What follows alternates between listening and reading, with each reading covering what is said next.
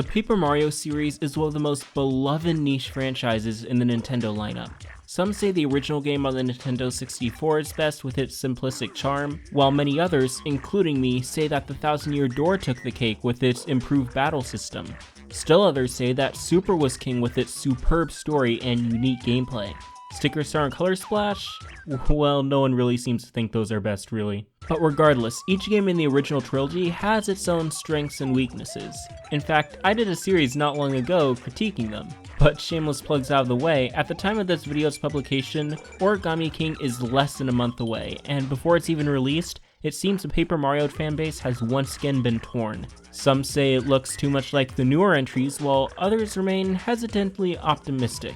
Now, quick disclaimer before we start the video. I have not played Sticker Star or Color Splash. Maybe I'll critique them later for the sake of history, but in general, from what I've seen, these are not the types of Paper Mario games I've come to love from the series. So after so many controversial games, will this be the one to draw me back in? Well, today, I'll be going into some key hopes I have for this game. So without further ado, let's get started.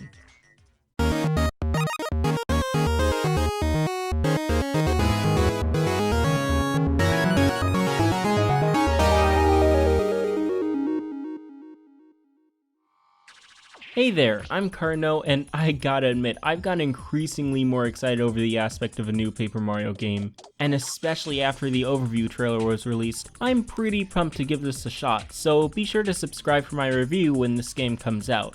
In the meantime though, to take our minds off the weight, here are my 5 completely original and unique hopes for Paper Mario: The Origami King. TM. First off, let's talk combat. The first 2 games took the classic JRPG experience and put a new twist on things to make a really fun and unique experience. Especially when you look at TTYD, there's a ton of depth. Maybe you can spend your star points and use a special move or use a regular one. Or maybe you'll take the risk to use a super block, or just use a regular block and keep it safe. No matter where you are in battle, there's always a decision to be made, while random events like the audience getting antsy or the stage falling apart keep you on your toes. Super Paper Mario, on the other hand, steered away from turn-based combat and opted for more real-time action. There really wasn't too much depth here, although I won't deny that I never had fun with this system. So what about this new entry? Well, it looks like once again, Nintendo's decided to shake things up, giving us a new gimmick for the battle system. Here you'll be twisting, pushing, and pulling parts of the stage in order to line up enemies, so that you can jump on them or hit them with your hammer. I must say, I'm really curious about how deep the system will be. Will enemies gain certain advantages based on their position? Will there be risk-reward situations? Will you gain XP from winning battles? We just don't know yet, so here's my first hope. A robust battle system which stays fresh and exciting throughout the game. I don't even mind if the battle system is centered around a gimmick so long as it prioritizes depth. And from what we've seen, it looks like badges are back, so I'm actually pretty optimistic here.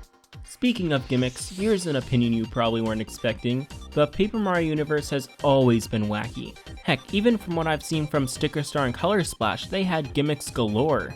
Now, to those who say the original trilogy didn't have gimmicks, what about the curses from TTYD? Or in Super, what about the 3D switching? The main difference though is where the newer games relied on their unique ideas, the original games naturally wove them into their gameplay without compromising the user experience.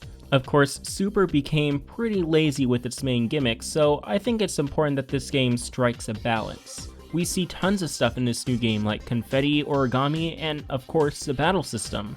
So I certainly hope the game isn't afraid to use some. It just can't compromise the core experience. So yeah, that's hope number 2. Fully realized yet restrained paper gimmicks that help bring the world to life and open things up. Next up, let's talk characters. Characters in the original Paper Mario games were always charming and unique, which helped keep the world feeling alive, even if you need to backtrack. Sometimes they'd have different dialogues too, depending on how far you were in the story. I especially like the citizens of Rogueport, like the Mafia members who were just about as scary as you could get for Piantas. Or what about the different Toads in the first 2 games? I love how they took the joke that they were all Toads and gave them names playing off of it, like the cook Zest Tea.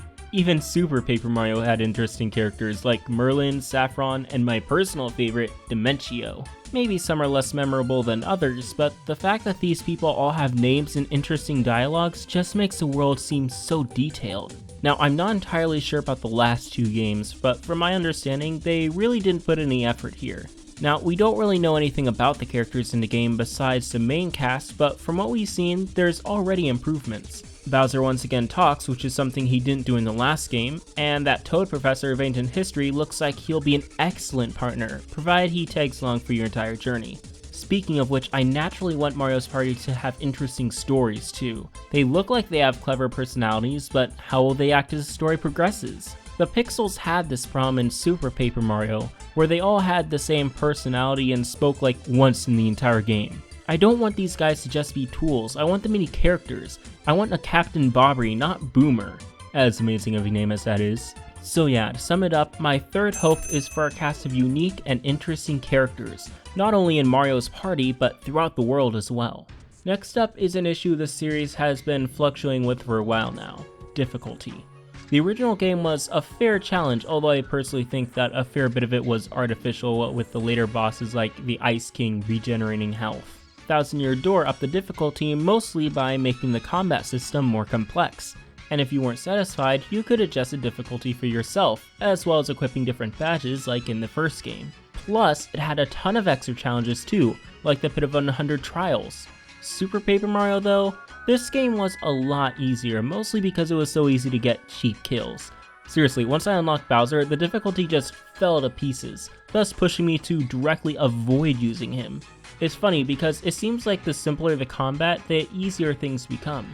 And from what I've heard, you don't even need to enter unscripted battles in the newer games, so yeah. Let it be noted that my fourth hope is for a more challenging difficulty, or at least a new Game Plus option. I mean, I don't know about you, but I'd appreciate if the final boss was a formidable challenge. Speaking of final bosses, let's wrap this all up with the last topic for today: the story.